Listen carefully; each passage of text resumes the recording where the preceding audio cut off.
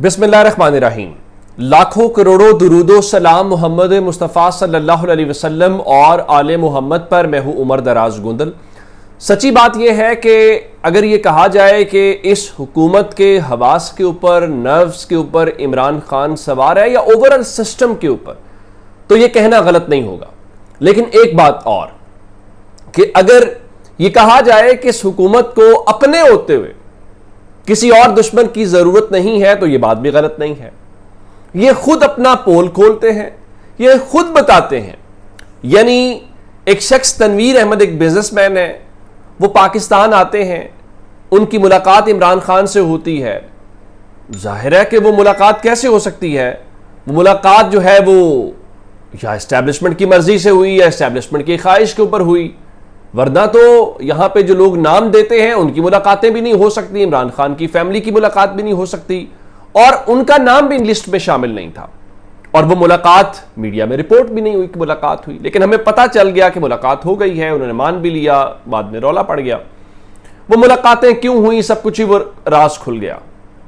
अब हुआ इस तरीके से कि कल एक टीवी शो के अंदर हुकूमत के एक अपने नुमाइंदे ने ये वहां पे शोर मचा दिया और ये कहा कि देखिए जो हुज़ैफा रहमान है, जाहिर है उनका वो ऐसे ऐसे हुआ था, और हाँ, इमरान खान ने कहा था अगर डील करनी है तो यूरोप और मुझे बरतानिया भेज दो। तो उन्होंने अंसार अब्बासी का नाम लिया और अंसार अब्बासी ने कहा ये जो सरकारी एहलकार बात कर रहा है मैं तो उसकी तस्दीक नहीं करता। अच्छा, वो अपनी जगह पे मामला था। फिर सोहेल वड़ाई साहब ने दावा कर दिया, उनका मैं 100% यकीन से कह सकता हूं कि इमरान खान को ऑफर हुई, इमरान खान को कहा गया कि आप बनी गाला शिफ्ट हो जाएं, सिस्टम को मान लें, खामोश हो जाएं, ये सारी बातें। इमरान खान ने जो ऑफर लाने वाले थे उनके ऊपर जूता उठा लिया। अब एक बार फिर जो है रात को यही हुज़ैफा रहमान जो है वो समा न्यूज़ के ऊपर बैठे और उन्होंने एक नया मामला खोल दिया, और गालिबन वो बरतानवी सफ़ीर नहीं होता, बरतानिया के हाई कमिश्नर होते हैं पाकिस्तान के अंदर, क्योंकि पाकिस्तान कॉमनवेल्थ कंट्रीज़ का हिस्सा है, तो कॉमनवेल्थ कंट्रीज़ एक दूसरे में हाई कमिश्नर तैनात करते हैं, उसका लफ्ज़ हाई कमिश्नर इस्तेमाल होता है, सफ़ीर तैनात नहीं होता। तो अब उनके मुताबिक जो बरतानवी हाई कमिश्नर या सफ़ीर हैं उनकी हुकूमत के साथ और अस्करी क़यादत के साथ मुलाकातें हुई। अच्छा, ये जो मुलाकातों के हवाले से दावा किया जा रहा है कि ये मुलाकातें हुई, तो इन मुलाकातों के हवाले से उन्होंने कहा कि हुकूमत ने उन्हें कहा कि आप जो है इमरान खान 9 मई की माफ़ी मांगे या उसको कंडेम करें, तो उसके बाद उनको जो है वो मुलाकात की या बाहर जाने की इजाज़त दी जा सकती है। तो अब मैं नहीं कह रहा, बल्कि हुकूमत का एक अपना वजीर, एहलकार, नुमाइंदा ये कह रहा है कि बरतानवी हाई कमिश्नर ने इमरान खान से जेल में मुलाकात की। तो इमरान खान ने इस बात के ऊपर रजामंदी का इजहार कर दिया कि जनाब देखें मैं 9 मई की मजम्मत करूंगा, लेकिन उससे अगले ही दिन चूंकि केस की समाअत थी तो इमरान खान ने सहाफ़ियों से गुफ्तगू की और कहा कि मैं क्यों माफ़ी मांगूं, 9 मई पर वो माफ़ी मांगे जो आमतौर पर वो कहते हैं कि जिन्होंने CCTV फुटेजेस चराई और सारा कुछ वो बातें हुई। अब इस स्टोरी में एक बात तो पहली है कि अगर बरतानवी सफ़ीर मुलाकात के लिए गए हैं तो ये किस दिन गए हैं? बरतानवी सफ़ीर अगर गए हैं तो आप कहते हैं कि आप एक आज़ाद मुल्क है जी, वो अमेरिका और बहुत सारी बातों के हवाले से हम सुनते हैं। तो फिर सवाल ये है कि बरतानवी सफ़ीर की मुलाकात का मतलब ये हुआ कि इस्टेब्लिशमेंट और गवर्नमेंट तैयार थे, क्योंकि आप यहां पे ये बात चलाते हैं कि जनाब इमरान खान के साथ कोई बातचीत करना भी नहीं चाहता। अब इमरान खान से कोई बात करना नहीं चाहता तो आपने बरतानवे के हाई कमिश्नर को, अब मालूम नहीं है कि ये जेन मैरियट को ही भेजा गया है, तो ये सब कैसे हो गया? तो मुझे यूं लग रहा है जैसे हुकूमत खुद बौखलाई हुई है, और हुकूमत बार बार खुद से जब ये ऐलान कर रही है, सारी बातें कर रही है, तो इसका क्या मकसद हो सकता है ये बताया जाना बहुत जरूरी है। अच्छा, इस पे अंसार अब्बासी ने एक और बात की है, चूंकि बैरिस्टर गौहर भी इस बात की बात करते हैं कि नवंबर से पहले कोई इंगेजमेंट या बातचीत हो रही थी, तो उनका जी वो बैरिस्टर गौहर और अली अमीन गंडापुर को वाज़ेह और खबरदार कर दिया गया था कि 9 मई को फौजी तनसीबात पर जो हमले हैं उन मुकदमात में रियासत की जानिब से कोई समझौता, नरमी या डील नहीं होगी, और कानूनी अमल जो है वो बगैर किसी सौदाबाजी के आगे बढ़ेगा। अच्छा, इसमें एक बात मैं सिर्फ आपको कह सकता हूं, ये सारी बातें अपनी जगह के ऊपर है, मैं पहले भी कहता रहा हूं, इस सारे मामले में ना कहीं कोई अना जरूर इन्वॉल्व है।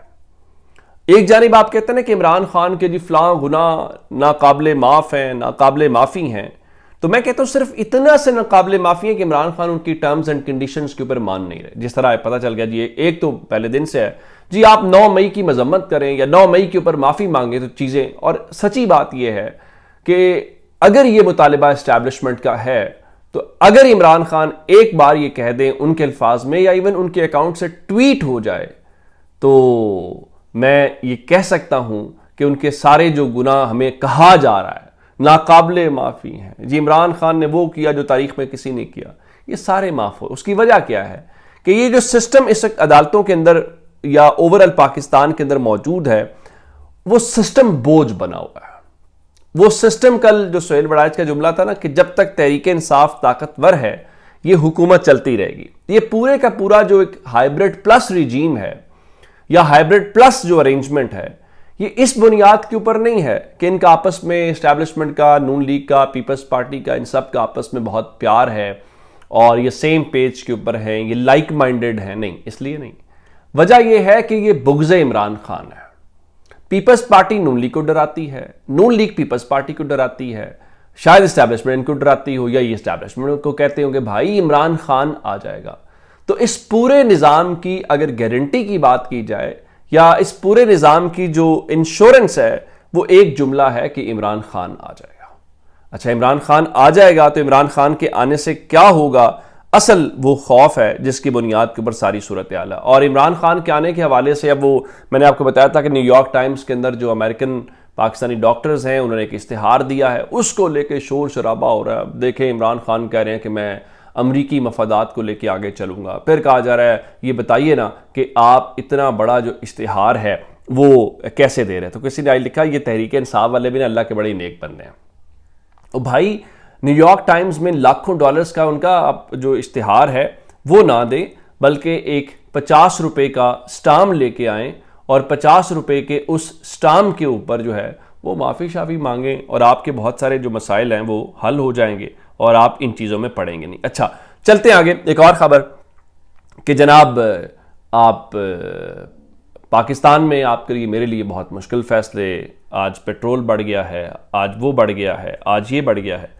तो अब जो मिनिस्टर्स इनक्लेव है जहाँ पे पाकिस्तान के वज़ीर इस्लामाबाद में रहते हैं, वहाँ पे कोई बंगला नंबर जो 36 है उसका शोर मचा हुआ है और कहा जा रहा है कोई टेंडर या कोई वो तलब किया गया है और बंगला नंबर जो 36 है उसकी तज़ीन व आराइश के हवाले से कोई 4 करोड़ 73 लाख रुपए का क्लेम किया जा रहा है कि उसके ऊपर वो खर्च होगा। अब पहला सवाल ये है कि ये कौन से इतने ताकतवर वजीर हैं जिनके ऊपर 4.25 करोड़ रुपए उनके घर के ऊपर जो है वो खर्च किए जा रहे हैं कि जनाब आप उनका घर खूबसूरत होना चाहिए। और दूसरा, पाकिस्तान के लोगों की जेब से नहीं, बाकी लोगों के लिए पेट्रोल और हर चीज़ महंगी करते हैं, लेकिन जो वज़ीर मुशीर हैं उनके लिए आप हर चीज़ जो है आवाम की जेबों से भी निकाल लेते हैं। तो मेरे ये ना कहा करें मुश्किल फ़ैसले हैं, कहा करें इस मुल्क की अशराफिया के अल्लों तलल्लों के लिए कौम की जेब से पैसे निकाले जाते हैं। अपना बहुत सारा ख्याल रखिएगा। खुदा हाफिज़।